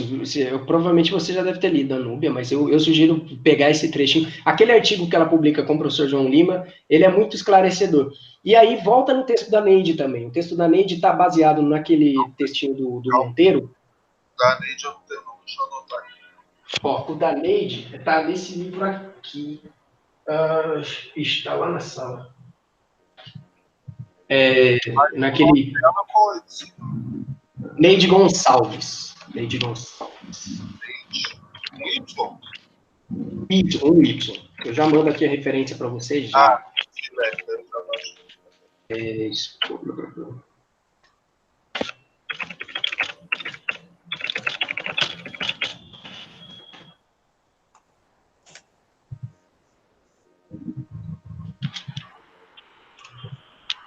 Esse trem é difícil, rapaz. É isso. Se fosse fácil, a gente fazia gráfico pegando do banco de dados para falar que o remédio tem eficiência, igual fez a comunicação do Bolsonaro hoje. Ó, esse é o trabalho da Neide.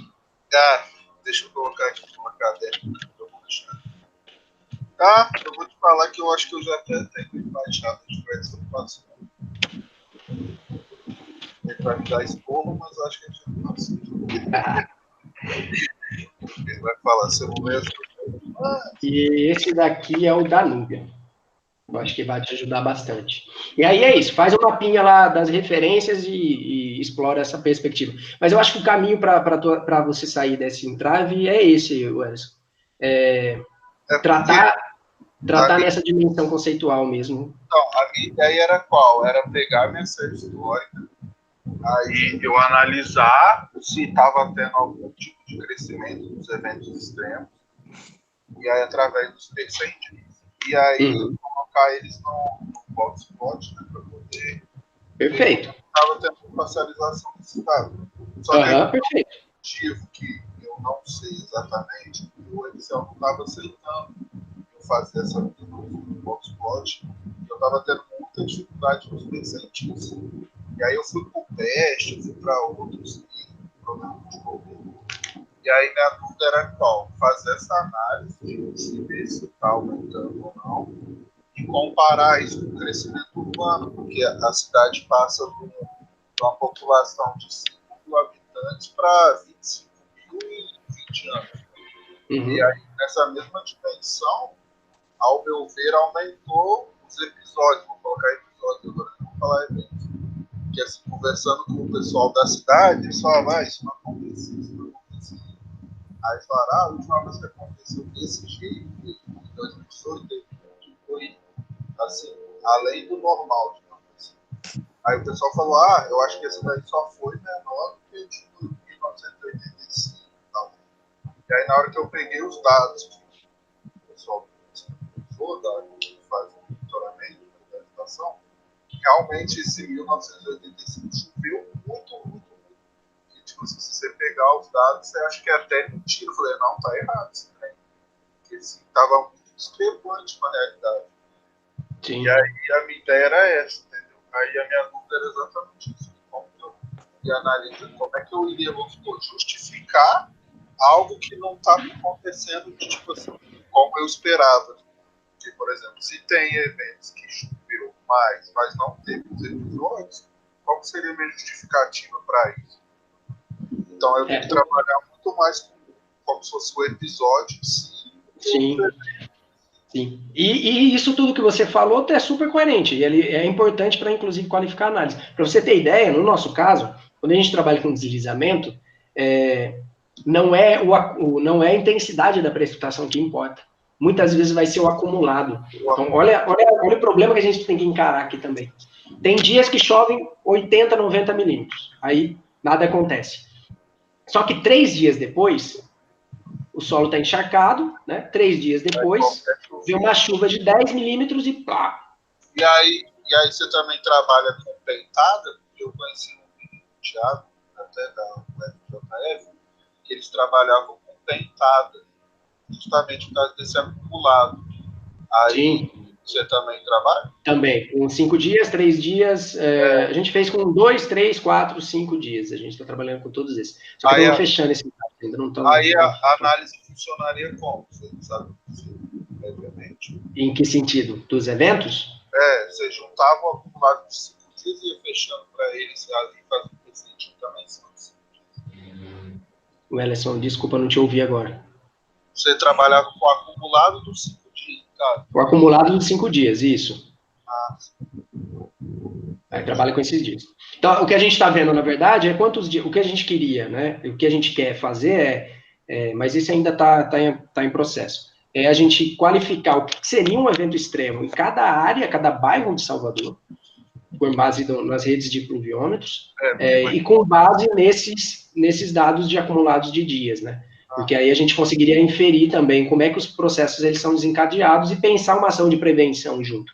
Porque as duas coisas, apesar da gente fazer a crítica, a gente tem que pensar como é que a gente, tecnicamente, né, a gente contribui para a superação desse problema. Esse é um problema real que a galera enfrenta. Então, o que a gente aponta é dois caminhos. Um é a organização social e a luta, que precisa dar visibilidade. A outra é a dimensão técnica, que a gente precisa reivindicar também. E aí também, quer dizer, também é mais complicado, porque a escala é muito maior, né? Então, a diferença de chuva de um ponto para outro vai diferenciar completamente o impacto que isso vai gerar na paisagem. Aqui, no caso, a gente só tem um pluviômetro, só tem uma estação, os impactos são tudo direcionados para esse espaço, essa região próxima ao rio, né, que é onde a cidade acaba se desenvolvendo. É tudo na parte do meio. Está tudo direcionado aqui.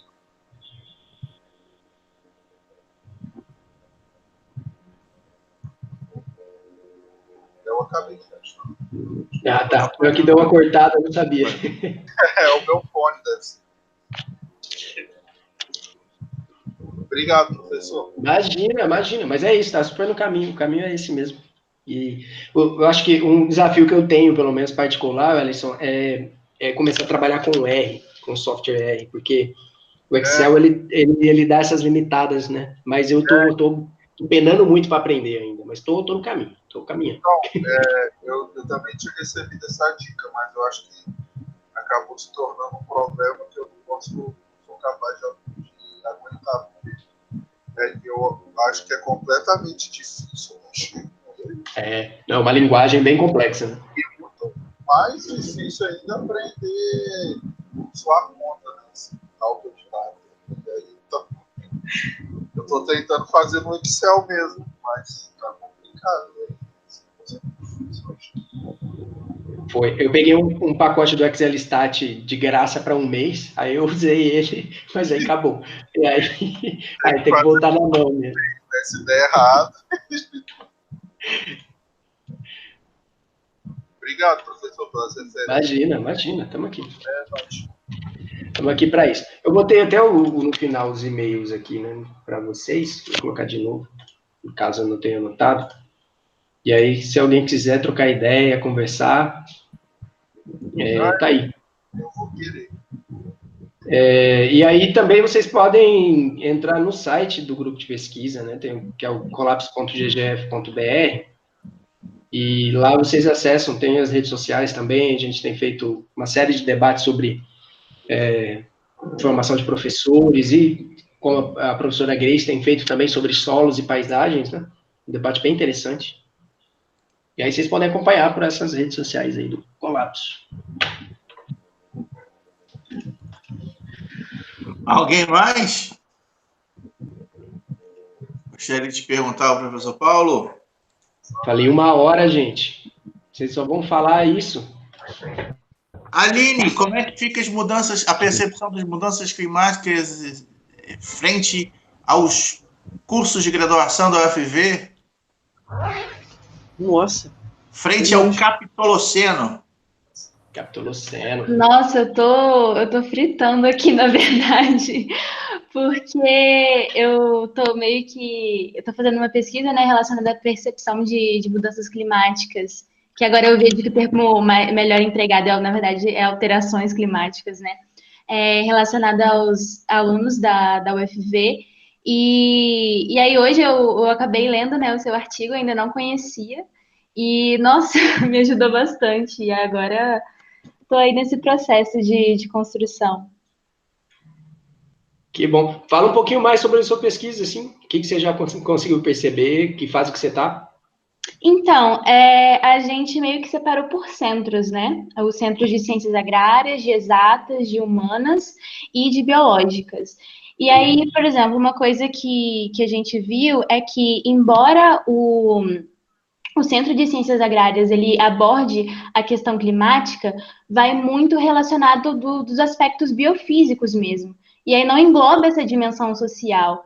E, por exemplo, a questão do Centro de Ciências Humanas e Biológicas, eles abordam numa menor escala, pelo que os alunos apontaram, mas a partir de uma dimensão mais social, cultural, política. Isso faz com que eles consigam ter uma compreensão melhor, né? Uma compreensão mais aprofundada. E até agora tá sendo assim, mas com certeza eu acho que mais para frente eu vou aprofundando isso. Qualquer coisa vai aparecer um e-mail lá meu também na sua caixa. Estou aqui para isso, vamos conversar. Mas vai dar certo. Que bom, que bom. Adoraria ler alguma coisa escrita por vocês agora sobre isso. Já vou ler o livro, inclusive. Vai sair. Eu fiz um pouco isso no meu mestrado também, ali, porque quando eu fiz uma meia de cienciometria, né, tentar entender um pouco da análise de discurso, não é exatamente o que você está fazendo, assim, mas era de entender onde é que o que a ciência estava produzindo, mas onde ela estava produzindo também, né? E eu não gosto muito do meu trabalho de mestrado, não, mas chegou a um lugar aí, pelo menos, que me colocou a pensar dessa forma hoje, né, pelo menos. Sim, eu dei uma pesquisada aqui nos seus artigos, nas suas teses, e realmente algumas coisas, assim, conversam muito com o que eu estou procurando agora. E é realmente essa questão, assim, nossa, eu estou pensando muita coisa em relação à própria, né, decolonialidade do saber científico e tudo mais. Então, nossa, é um universo mesmo, mas está sendo muito bom. Eu tô procurando aqui, ó. Agora tem esse livrinho aqui, ó. Chama O Capital na Estufa. Você já leu? Esse não.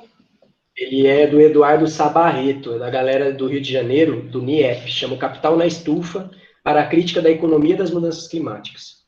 Nossa, muito bom. Eu vou procurar. Talvez você consiga encontrar na... Eu tenho o PDF dele, eu posso passar. Nossa, quero sim. Vou querer o PDF. Esse é o PDF. Eduardo Sabarreto é um cara muito massa. E tem um vídeo, eu vou mandar aqui para vocês, já, 2 segundos. Tem um vídeo dele falando sobre isso. Calma aí que eu já vou achar o link. 2 segundos, gente. Acho que é esse aqui, deixa eu ver.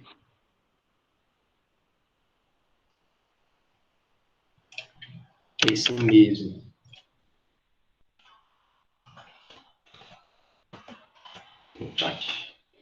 É um vídeo dele falando sobre essas questões que ele levantou.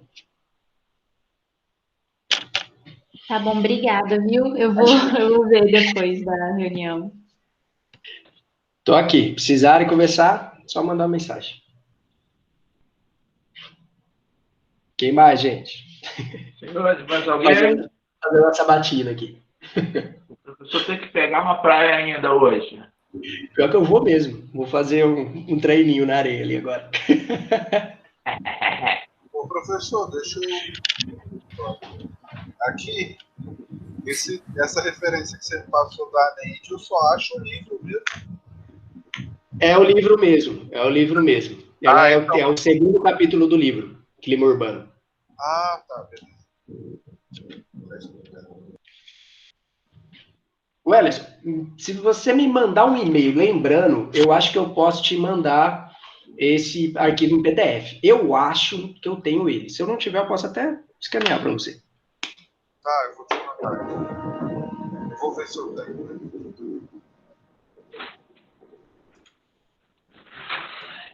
Bem, eu acho que Vou te mandar ele.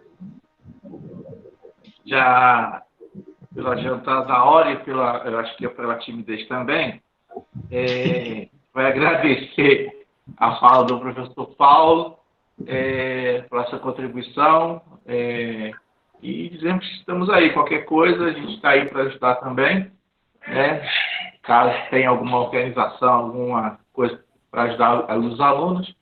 E agradecer a vocês que também assistiram até o presente momento, para que a gente possa construir, né, um laboratório, um programa de pós-graduação mais interdisciplinar aí, quem sabe, com essas tecnologias remotas que nos afastam, mas também nos aproximam. Uma contradição do fragmentado, do junto e misturado à distância.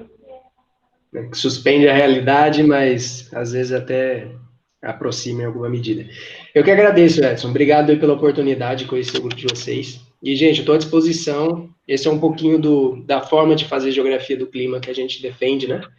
De uma tentativa de aliar teoria e prática, né? Uma dimensão da praxis mesmo, do fazer social e de uma defesa dessa universidade, né? Que ela está em disputa, e ela vai ser reconfigurada e a gente precisa dar o tom desse espaço, né, para que a gente não perca os avanços, mas crie novas perspectivas. Então, toda essa conversa que a gente teve faz parte dessa geografia do clima que tenta aliar, né, o conhecimento científico e técnico, né, para a classe trabalhadora, mas partindo da sua realidade, fazendo perguntas que respondam a esses anseios, né, da realidade. E eu espero que tenha contribuído, estou à disposição e vamos continuar construindo. Obrigado mais uma vez. Obrigado aí, então, até o nosso próximo encontro. Fico até o final para fechar a sala e depois eu te envio o link para você se assistir. Valeu. Não faço isso, não. É tortura. Ah, então tá bom. Um abraço. Valeu, Piara. Até mais. Tchau, tchau, gente. Até mais. Tchau para vocês também. Tchau, gente. Boa noite. Abraço. Tchau para todos.